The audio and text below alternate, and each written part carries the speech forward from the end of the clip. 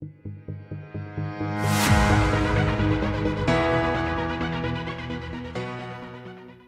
YouTube, welcome back to another video.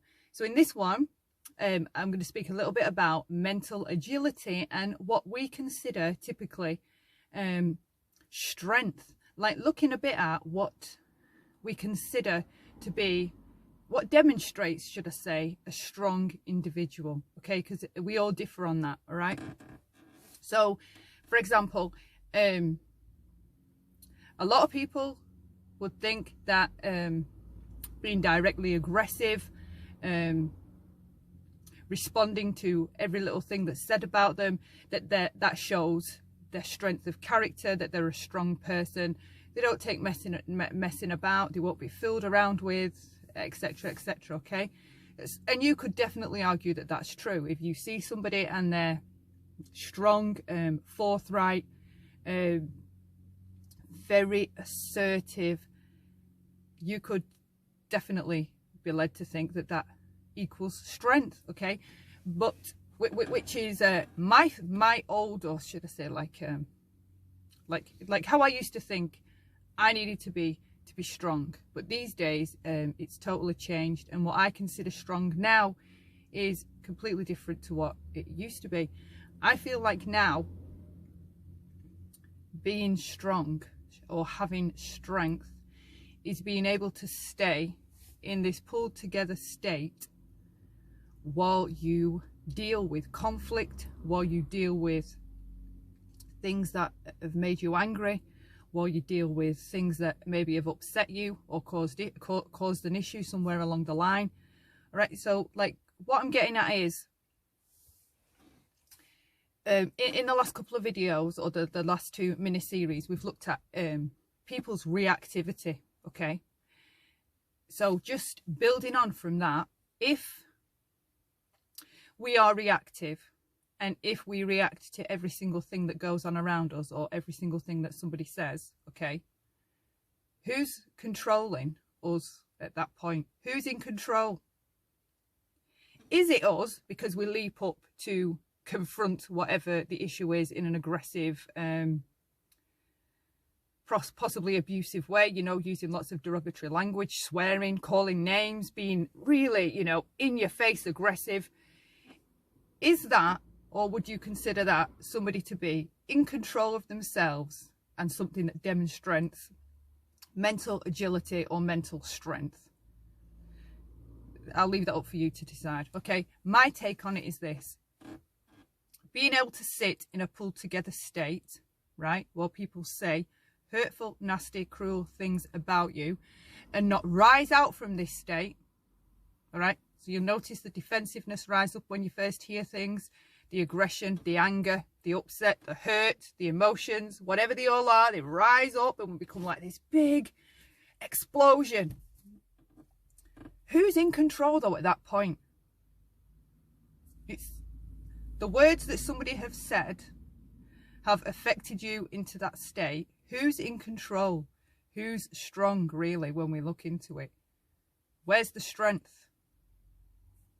Okay, I'll leave that open. I'd be interested to hear your thoughts, that's all. This is more like a, I just want to hear other people's thoughts on what they think demonstrates strength, because we have a lot of strong characters around YouTube in all the different communities. Okay, and it always like confuses me when people say, oh, that person's really strong.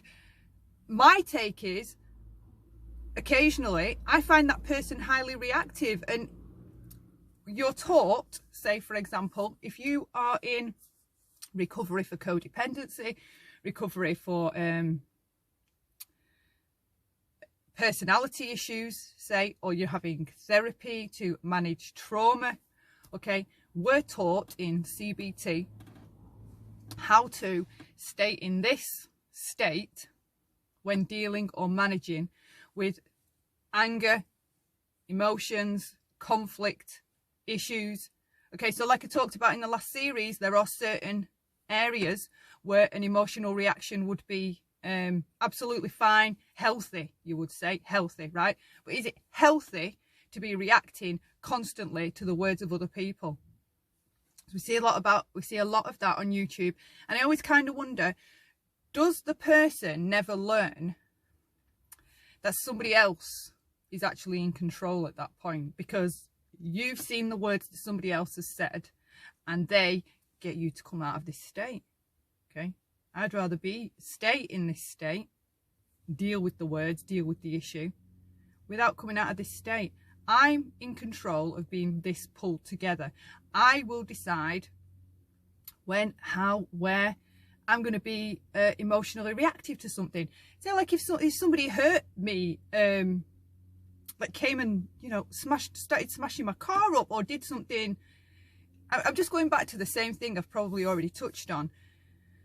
Do we need to be constantly reacting to every single tiny little thing that people say and do? Because I don't think that, I honestly don't think that demonstrates strength. I don't. And I felt like I really had to get it in my chest. I feel like mental agility, mental strength is being able to hold on to yourself, the mood that you were in prior, while dealing with it. My goal, should I say, is to hold on to me while managing whatever the issue, the conflict, the argument, the fight, the drama, whatever it is. I'm not going to let go. I'm going to hold on to myself. I'm going to be the most stubborn bish ever, that I hold on to myself and I don't let go of that and give in to another person wanting a reaction. Period. Okay, that's the goal. What do you all think? Let me know in the comments. It's dull, raining, cold, miserable, horrible here. It's going to be dark in about 20 minutes. I've got to take Cleo out this weekend. The kids are chilling. I hope you're all having a lovely Saturday, a great weekend, chilling, doing things you enjoy. Do something kind for yourself today.